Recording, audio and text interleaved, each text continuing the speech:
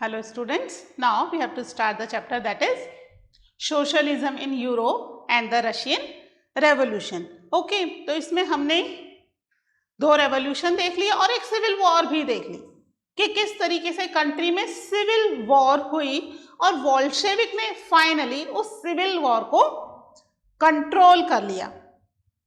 Country में वापस से वोल्शेविक पार्टी की गवर्नमेंट बन गई। अब मेन जो इशू है कंट्री में वो क्या है, that is for the development.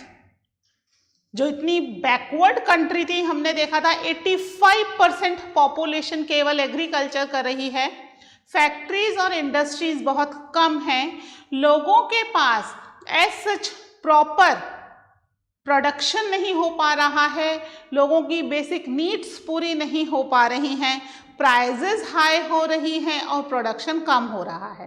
तो यहाँ पर लेनिन और उसकी पार्टी ने कंट्री को एक सोशलिस्ट सोसाइटी बनाने पर काम शुरू किया। क्या किया? Making of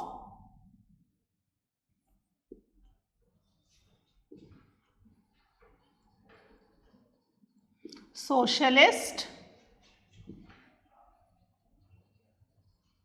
society. Okay, socialist society banana country में एक मेन एम हो गया फॉर द वोल्शेविक पार्टी। अब सोशलिस्ट सोसाइटी क्या है?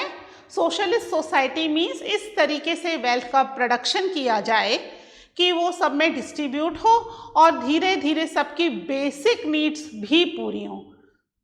हमने देखा था शुरू से ही, not only the whole Europe but the Russia, the people of the Russia were also demanding few basic needs of them.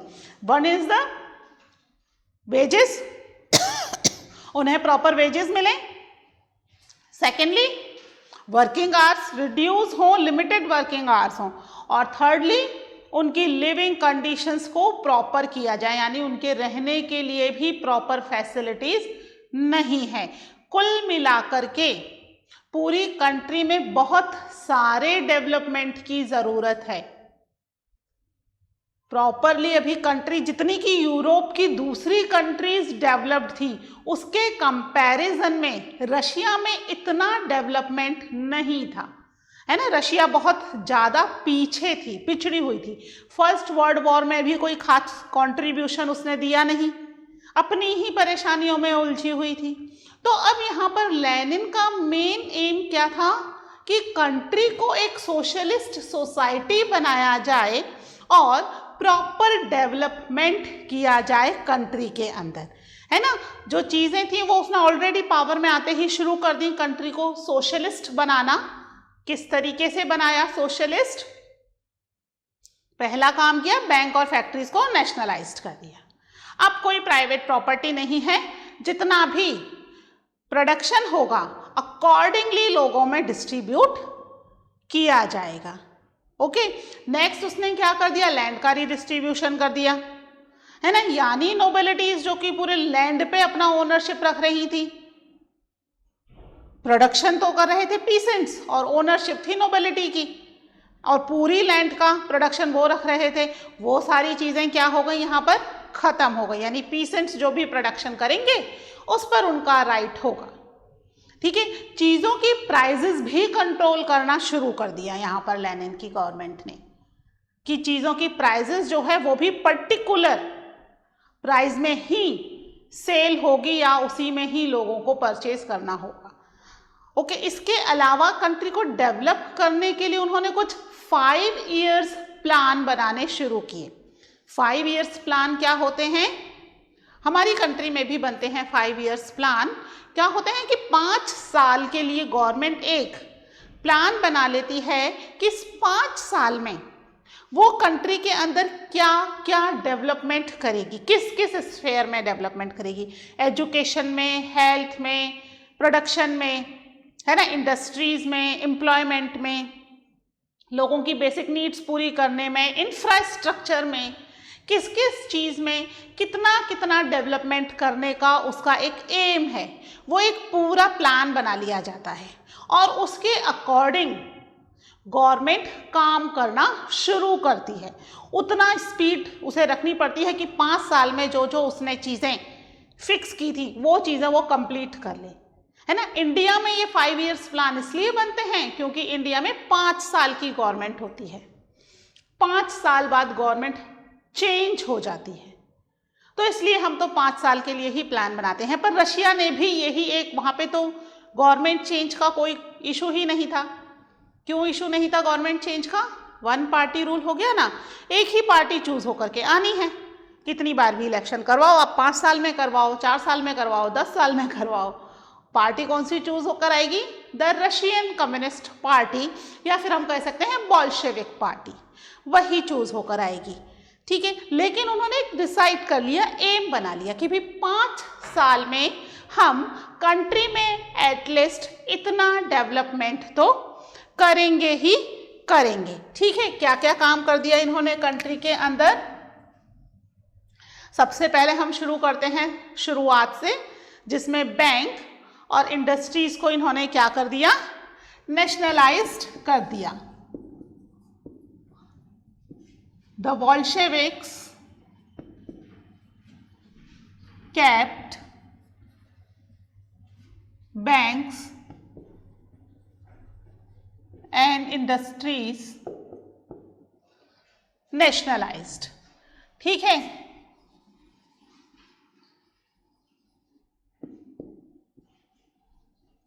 इनको नेशनलाइज्ड कर दिया। इसके अलावा उन्होंने क्या किया? पीसेंट्स को परमिशन दे दी to cultivate the land. Now the peasants were also permitted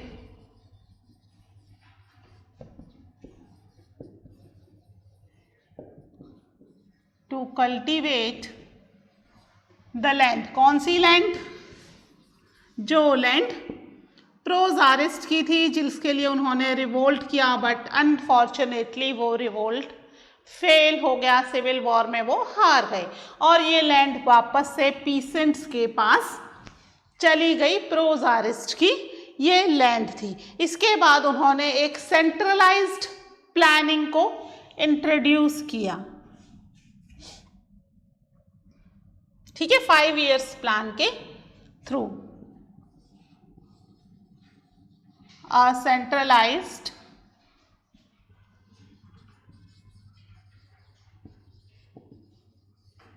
planning were introduced and government ने क्या बनाना शुरू कर दिया? And government set up a target for 5 years plans, ठीक है। गवर्नमेंट ने 5 ईयर्स के लिए प्लान बना करके लिए एक टारगेट अपने लिए सेट कर लिया कि भाई इतना काम हमें 5 साल के अंदर अंदर कंप्लीट कर देना है, इतना प्रोडक्शन या इतना एम्प्लॉयमेंट, ये सब चीज़ें हमें लोगों को प्रोवाइड कर देनी है। ये चीज़ें इन्होंने करना शुरू किया। तो फर्स्ट 2 5 ईयर प्लान्स जो थे वो कब बने? फर्स्ट 2 5 ईयर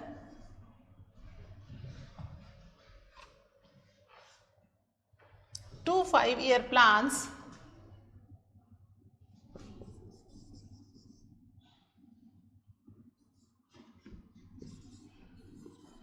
बिटवीन, शुरू हुआ 1927 से 1932, पहला वाला हो गए 5 ईयर, और 1932 में ख़त्म होगा तो दूसरा कब शुरू होगा? 1933 टू 1938। 2 5 ईयर प्लान्स बनाए, जिसके अंदर इन्होंने सबसे ज़्यादा एम्फसाइज किसका किया? इसके ऊपर उन्होंने इंडस्ट्रियल प्रोडक्शन पर एम्फसाइज किया, ठीक है। इंक्रीज्ड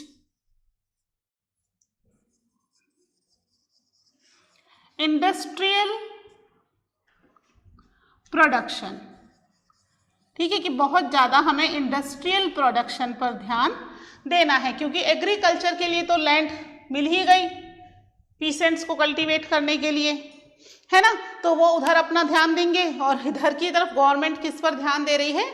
इंडस्ट्रियल प्रोडक्शन पर, क्योंकि कंट्री में इंडस्ट्रीज तो बहुत ही कम थी, उसके कंपैरिजन में अनएम्प्लॉयमेंट बढ़ रहा था।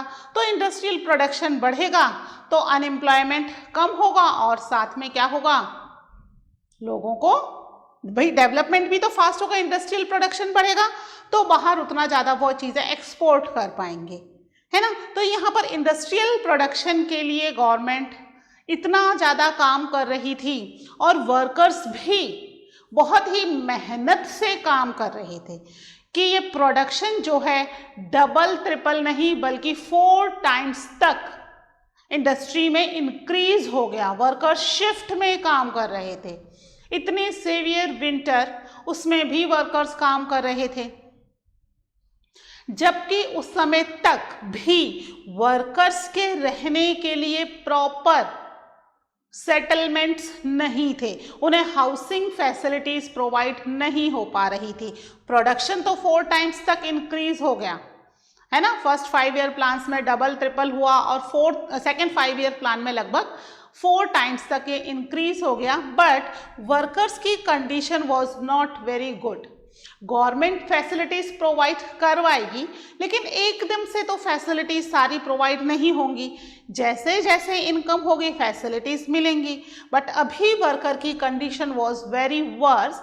इसका एग्जाम्पल एक अपनी बुक में दिया हुआ है कि रशिया के अंदर बहुत ही अच्छी ठंड पड़ती है, severe winter in the Russia, कड़ाकेदार ठंड, है ना। तो वहाँ पर वर्कर्स को रहने के लिए डॉर्मेंट्री टाइप थे, ठीक है, उस डॉर्मेंट्री टाइप हाउसेस के अंदर 4th फ्लोर्स थे, 4 फ्लोर पर रूम्स प्रोवाइडेड हैं और वॉशरूम की फैसिलिटी हर फ्लोर पर प्रोवाइड नहीं है। इवन पूरी बिल्डिंग में वॉशरूम की कोई फैसिलिटी प्रोवाइड नहीं है। तो अगर उस कड़कड़ाती ठंड में किसी वर्कर को वॉशरूम के लिए जाना है तो उसे 4th फ्लोर से नीचे आना होगा, रोड क्रॉस करने के बाद जो वॉशरूम्स बनाए गए हैं उन वॉशरूम को यूज करना होगा। इतनी हार्श लिविंग कंडीशन थी। आप सोचो बहुत अच्छी कड़ाकेदार ठंड में बेड से उठ करके पास बने वॉशरूम तक जाने में कितने आलस आते हैं। उन्हें क्या करना है, अपनी पूरी बिल्डिंग 4 फ्लोर की बिल्डिंग क्रॉस करके फिर रोड भी क्रॉस करनी है और रोड क्रॉस करके उधर जो वॉशरूम बने हुए हैं वहां तक जाना है। तो इस तरह की बहुत ही वर्स कंडीशंस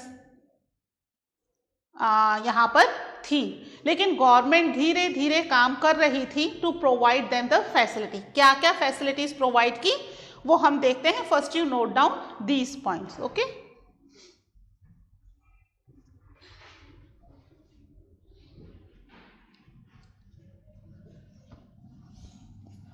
ओके, सबसे इम्पॉर्टेंट फैसिलिटी यहाँ पर क्या थी?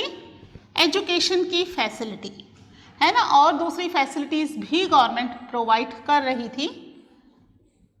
बट जो एजुकेशन था वो यहाँ सबको प्रोवाइडेड नहीं था, specially for the workers and the pheasant,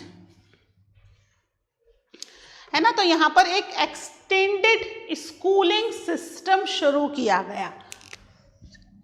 क्या शुरू किया गया? एन एक्सटेंडिंग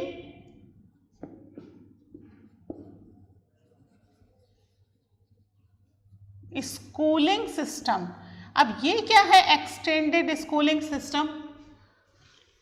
मीन्स अब जो वर्कर्स और पीसेंट्स के बच्चे हैं उन्हें स्कूल जाने की फैसिलिटी दी गई, ठीक है। स्पेशली दिस जो सिस्टम था या जो स्कीम चलाई गवर्नमेंट ने, ये स्पेशली चलाई for the childrens of the workers and peasant, जिसमें इन बच्चों को स्कूल की फैसिलिटीज प्रोवाइड की गई because they are childrens of the workers of the peasants.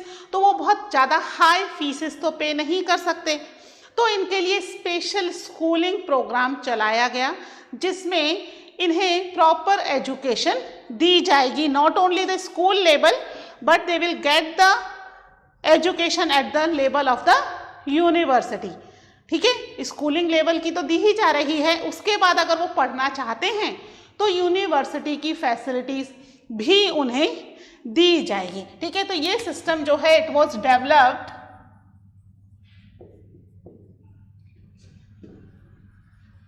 For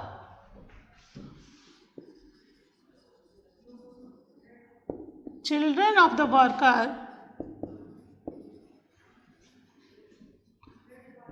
and peasants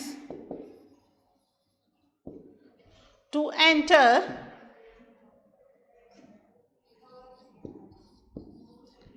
in universities। ठीक है, यूनिवर्सिटीज में भी इन्हें एंट्री मिलेगी। ठीक है, इसके अलावा फैक्ट्री में काम करने वालों के लिए भी और बहुत सारी फैसिलिटीज दी गई, जैसे कि कुछ फैक्ट्रीज में, सभी फैक्ट्रीज में तो सारी फैसिलिटी देना पॉसिबल नहीं था, तो गवर्नमेंट ने क्या किया, अलग अलग जगहों पर अलग अलग फैसिलिटीज प्रोवाइड करना शुरू किया, जिससे कि क्या हो, जो पीपल हो वो थोड़े इतने सेटिस्फाइड तो हो कि हाँ कुछ फैसिलिटीज तो हमें मिल रही हैं। हमने देखा ना working condition was very harsh, और यहाँ पर शुरू में ही हमने देखा था कि वुमेन जो है 31% women were the workers of these factories. ठीक है, तो इतने लार्ज नंबर पर अगर वुमेन फैक्ट्रीज में काम कर रही हैं तो who will take care of their children, उनके बच्चों का ध्यान कौन रखेगा। तो कुछ फैक्ट्रीज में क्रिच की फैसिलिटीज दी गई। क्रिच क्या होता है, यहाँ फैक्ट्री के अंदर ही एक अलग से प्लेस प्रोवाइड होता है, कुछ 1-2 रूम का, वहां पर वो अपने बच्चों को छोड़कर आते हैं और फैक्ट्री की तरफ से उन बच्चों के टेक केयर के लिए कुछ लोगों को एम्प्लॉय किया जाता है जो उन बच्चों का ध्यान रखेंगे। ठीक है, और फैक्ट्री की वुमेन जो भी उनका फ्री टाइम या लंच टाइम होता है, क्योंकि फैक्ट्री के अंदर ही है, प्रेमाइसेस में ही है क्रेच, तो वो वहां जाके बीच बीच में अपने बच्चों को देख सकती हैं जब भी काम से उन्हें ब्रेक मिलता है छोटा सा। घर जाना तो पॉसिबल नहीं होता ना, घर जाएंगी आएंगी, अब क्योंकि फैक्ट्री प्रेमाइसेस में ही है, थोड़ी सी दूर पे ही डिस्टेंस पे, तो जाकर के अपने बच्चों को देख सकती थी। तो क्रिच की फैसिलिटीज कुछ फैक्ट्रीज में प्रोवाइड की गई, कुछ फैक्ट्रीज के अंदर प्रॉपर वर्कर्स के लिए वर्कर्स क्वार्टर्स बनाए गए कि भाई इस फैक्ट्री में जितने भी लोग हैं सबको वर्कर्स क्वार्टर दिए जाएंगे, प्रॉपर भाई 2 रूम किचन लैट बाथ करके पूरे प्रॉपर क्वार्टर्स उनके लिए बनाए गए, जिससे कुछ को तो वर्किंग कंडीशन अच्छी मिले, है ना। तो यहाँ पर कुछ ये फैसिलिटीज प्रोवाइड की गई, जैसे हमने देखा ना वॉशरूम की परेशानी कितनी बड़ी थी, एग्जैक्टली हमें नहीं पता चलता because we are not facing this problem, but those who are facing that problem, सोचो क्या कंडीशन होती होगी। तो उनके लिए ये फैसिलिटीज, सैनिटेशन की फैसिलिटीज प्रोवाइड की गई फैक्ट्रीज के अंदर भी, और जो भी वर्कर्स के क्वार्टर्स थे, चॉल थे, जहाँ पर भी उनकी लिविंग कंडीशन थी वहाँ सैनिटेशन फैसिलिटी प्रॉपरली वो प्रोवाइड करने की कोशिश की गवर्नमेंट ने।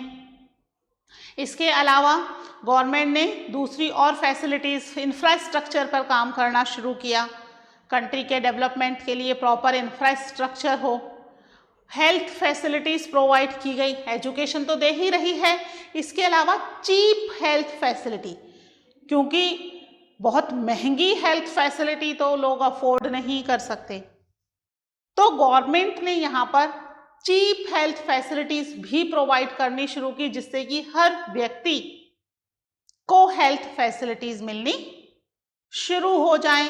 तो ये चीप हेल्थ फैसिलिटीज भी प्रोवाइड करनी शुरू कर दी गई। इसके अलावा इंफ्रास्ट्रक्चर पर काम हो रहा है, डेवलपमेंट पे काम हो रहा है। ठीक है, तो कंट्री जो कि एक बैकवर्ड कंट्री थी, धीरे धीरे अपने प्रॉपर 5 ईयर प्लान से डेवलपमेंट की तरफ बढ़ना शुरू हो गई। ये लेनिन के रूल में हो रहा है कि कंट्री धीरे धीरे डेवलप हो रही है और चीज़ें जो हैं वो चेंज हो रही हैं। ठीक है, तो ये हुआ about the making of socialist society. बहुत अच्छे डेवलपमेंट्स कंट्री में हो रहे थे। ओके, चलिए इसके बाद हम पढ़ते हैं कि भाई कंट्री के अंदर इन डेवलपमेंट्स के बाद नेक्स्ट क्या पूरा कुछ अच्छा ही चलता रहा। लेनिन ने कंट्री के अंदर 1924 तक रूल किया और लेनिन की डेथ के बाद स्टालिन, जो कि उस समय द रशियन कम्युनिस्ट पार्टी के मेन लीडर थे, उन्होंने पावर को कंट्रोल कर लिया। यानी लेनिन की जगह पावर में कौन आ गया? स्टालिन अब पावर में आ चुके हैं। तो हम देखते हैं कि स्टालिन ने पावर में आने के लिए कंट्री में क्या किया। ठीक है, ये एक पॉइंट है, आप नोट कर लीजिए। फिर हम करते हैं अबाउट द स्टालिन के बारे में थोड़ी स्टडी।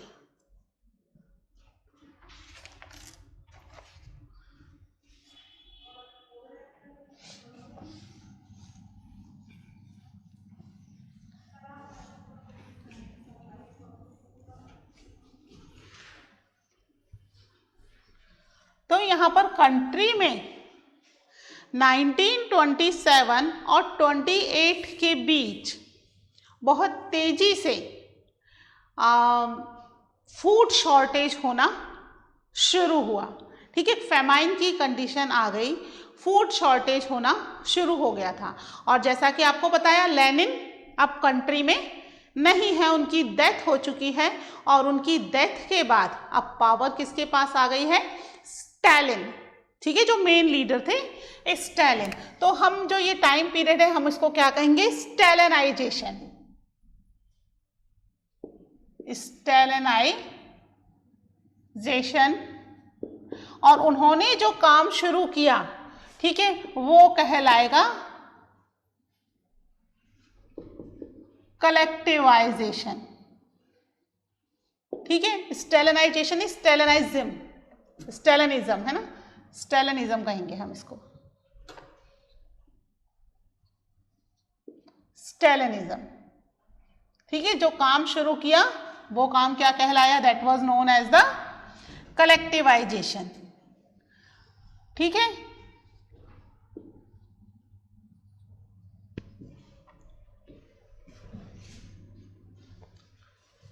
ना, ये स्टालिन से बना है, स्टालिनिज्म। ठीक है, तो ये पार्टी के लीडर थे और कंट्री में इस समय क्या हुआ? फूड शॉर्टेज हो गई है ना। फूड शॉर्टेज कब हुई? During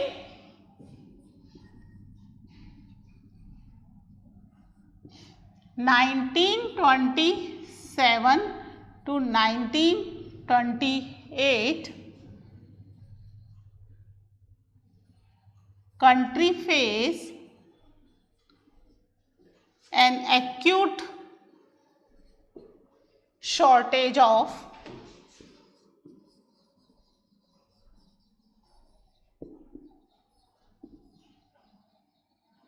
food.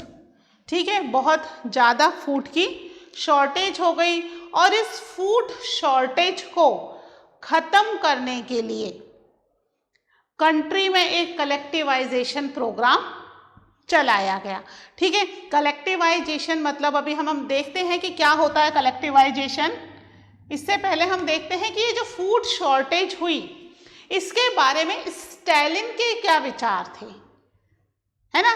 बैड हार्वेस्ट की वजह से फूड शॉर्टेज हो रही है या कोई और रीज़न है, पॉपुलेशन बहुत तेजी से बढ़ रही है, फूड शॉर्टेज होने का रीज़न? ऐसा नहीं है। According to the Stalin, country में फूड शॉर्टेज होने का मेन रीज़न क्या है कि जो कंट्री के वेल टू डू पीसेंट्स हैं वो कंट्री के अंदर इस फूड को कलेक्ट करके रख रहे हैं कि जब प्राइसेस हाई हो जाएंगे तब इस फूड को मार्केट में सेल कर देंगे। ठीक है, क्या होता है बच्चों कि जब भी किसी चीज़ की शॉर्टेज होती है उस चीज़ के मार्केट में प्राइसेस राइज होने लग जाते हैं। ठीक है, हमेशा ये होता है, अगर चीज़ कम है तो प्राइस ज़्यादा हो जाएंगे, अगर चीज़ ज़्यादा है तो प्राइजेस कम हो जाएंगे, है ना। तो यहाँ कंट्री में क्या हो रही है, शॉर्टेज है फूड की। तो अकॉर्डिंग टू द स्टैलिन का विश्वास क्या है कि यहाँ पर कंट्री के जो वेल टू डू फार्मर्स हैं, उन्होंने अपने पास इस फूड को कलेक्ट करके रख रखा है और इसको बाहर नहीं निकाल रहे हैं। और फूड शॉर्टेज होने का मेन रीज़न जो है वो क्या है, ये वेल टू डू फार्मर्स। इन वेल टू डू फार्मर्स को रशिया के अंदर कुलक्स कहा जाता था। ठीक है, कुलक्स का मतलब क्या है, वेल टू डू फार्मर्स, यानी अच्छे खासे खाते कमाते, अच्छी खासी बड़ी लैंड है इनके पास और यहाँ पर ये आराम से अपना एग्रीकल्चर कर रहे हैं। तो यहाँ पर ये वेल टू डू फार्मर्स जो हैं वो क्या कर रहे हैं, चीज़ों को कलेक्ट कर रहे हैं। और कंट्री में अब किसका रूल है, Stalin became the leader of Bolshevik party कब, after the death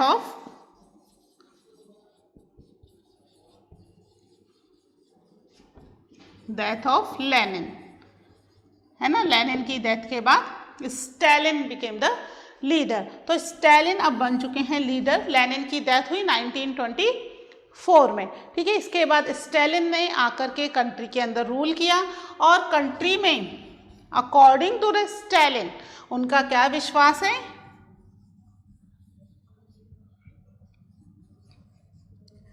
Stalin believed, क्या बिलीव कर रहे हैं स्टैलिन, कि कंट्री में जो भी शॉर्टेज हो रही है उसका रीजन क्या है, that the rich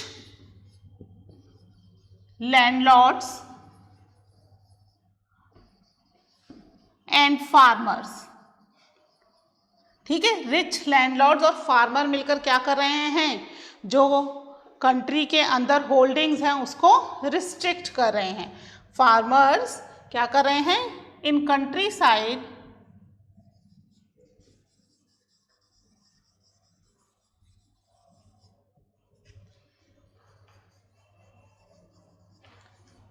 holding the grain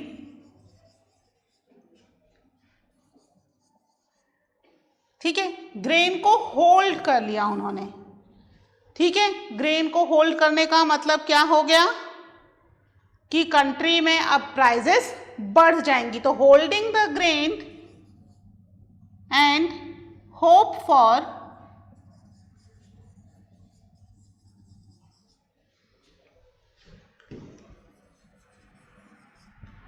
high prices, ठीक है। और ये रिच लैंडलॉर्ड और फार्मर्स ही कौन हैं, they were known as the kulaks. इनको ही कुलक्स कहा जा रहा है रशिया के अंदर, ठीक है। इसे आप नोट कर लीजिए और फिर हम देखते हैं कि इसके बाद स्टैलिन ने कंट्री में कलेक्टिवाइजेशन को, या फिर हम कह सकते हैं कि फूड की शॉर्टेज को खत्म करने के लिए क्या किया, ठीक है। Note it down first and then we will discuss the about the collectivisation.